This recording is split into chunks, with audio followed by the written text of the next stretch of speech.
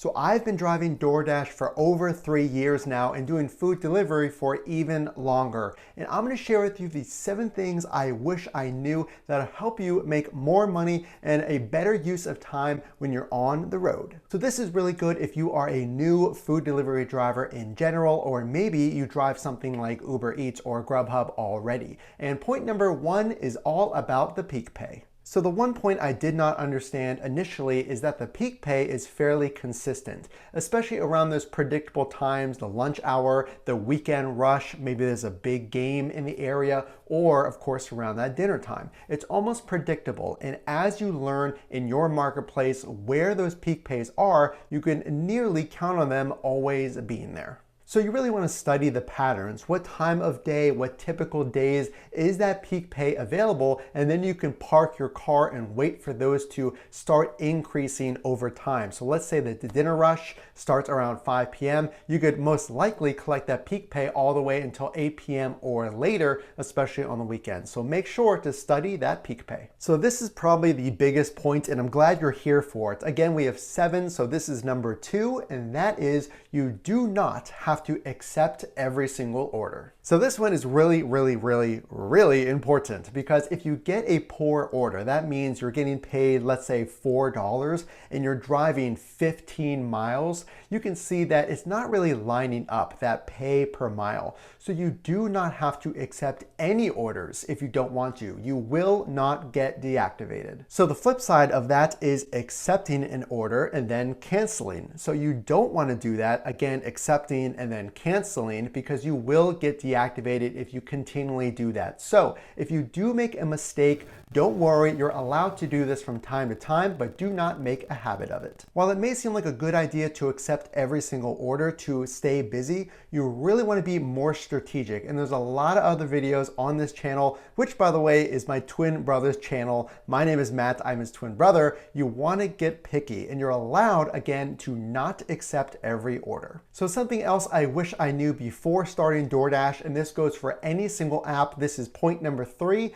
and that is that DoorDash might not be the best app in your area. So DoorDash might not be the best app for you in your area, and here's how you will know this. Once you start driving, you'll see how many orders you get on a given schedule. So let's say you're going out there for 3 hours and you rarely get a DoorDash request. Well, you still want to sign up, because you're still going to get those orders coming in, and you can choose the absolute best one for you. But you want to compare and contrast. So compare the orders you get from DoorDash to something like Uber Eats or Grubhub. And the point is, you want to select whichever app gives you the most money. So again, there's a lot of strategies on this. We like to call it multi-apping, driving with more than one app at the same time and choosing only one order that's best for you. So I wish I knew as a new driver years ago that DoorDash may not be the best app, or on the reverse side, it might be the best app in my city. Make sure to sign up and compare and contrast, and you'll figure it out pretty quickly. So something I wish I knew about DoorDash specifically is the base pay is around $2 to $10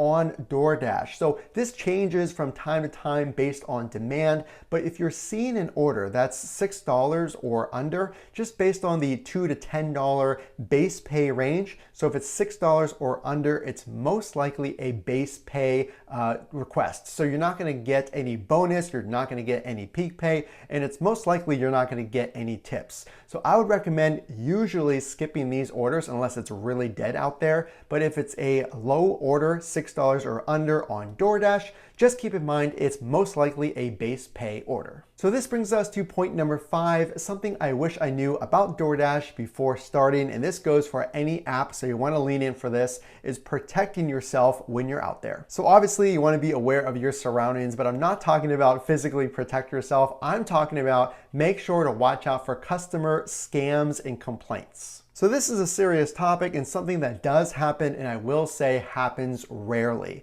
So what we're talking about is when you drop off the order and you confirm the address on the order matches the location that you're at, you follow any specific instructions, and then the customer still says after you dropped off the order that they did not receive their food. So when this rarely happens, you want to make sure, if you can, to take a picture when the app prompts you to take a picture of the building with the building number. So a lot of the times homes will have a number right next to the front door. You can back up a little bit so you get the food in the picture and the home number. Now, if you can't do that, if you're at all worried about that, you can text the client or the customer and say, hey, I dropped off your address, or I dropped off your food at the address given. So again, this is very rare. You do not have to do this on every single order, but if you would like to, as an extra layer of protection for your own earnings, you can do this. And you could also do this. Any high orders, maybe $30 or higher, you can actually screenshot the order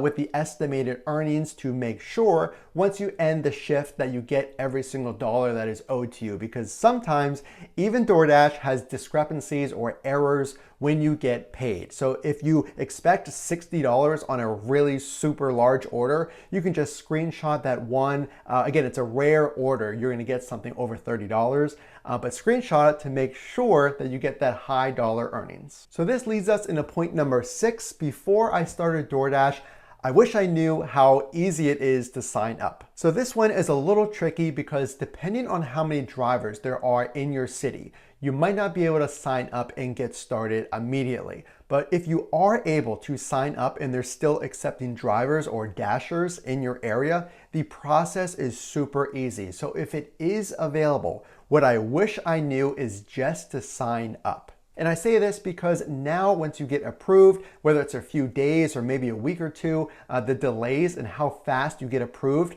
can vary, but you want to sign up as soon as it's available. Because if you're comfortable driving on DoorDash, you can start right away when you get approved. If you want to wait, you can still drive later on because you already signed up and you were already approved. And finally, point number 7, something I wish I knew before starting DoorDash. Specifically, you want to make sure to use those food saver bags. So DoorDash has one of the most recognizable food saver bags. It's a bright red with a logo right in the middle. And I say this to use it because sometimes when you're waiting in a busy restaurant, and I did not know this initially, if you have that DoorDasher bag, a lot of the times the restaurants will see you and usher you right into the front, in the front of the line. So you can skip waiting in line, you can get back on the road to making even more money, you can get in and out a lot faster if they identify you as a food delivery driver versus a normal customer.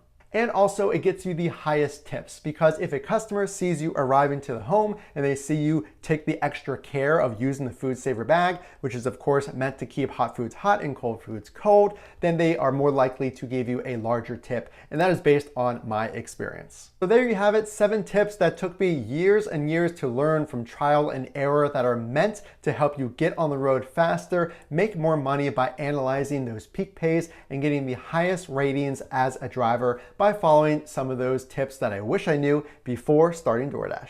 If you do like this video, make sure to give it a thumbs up. Again, my name is Matt. I am Mike's twin brother on his channel, Your Driver Mike. If you do like these videos, make sure to consider subscribing, and you can click or tap the screen here for a video recommended to you, and we'll see you in the next one.